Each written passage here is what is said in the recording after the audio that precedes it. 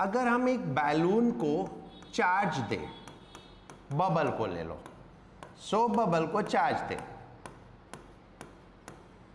तो ये पोर्शन इसके ऊपर फोर्स लगाएगा, ये पोर्शन इसके ऊपर फोर्स लगाएगा, तो पूरे system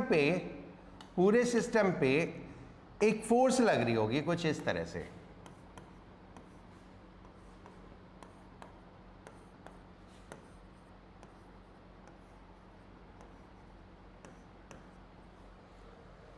And then accordingly the system experience a pressure. This is called electric pressure. Electric pressure.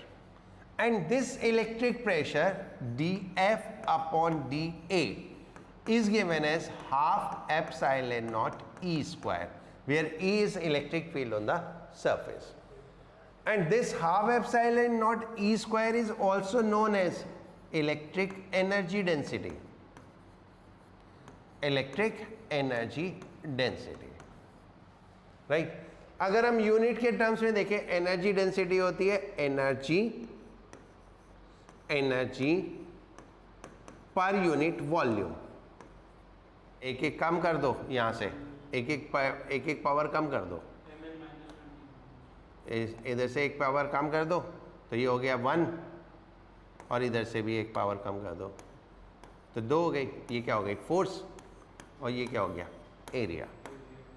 So energy density ले लो आप, या फोर्स पर यूनिट एरिया ले लो, इन दिस केस एक ही बात है, right? So that is what electric pressure experienced.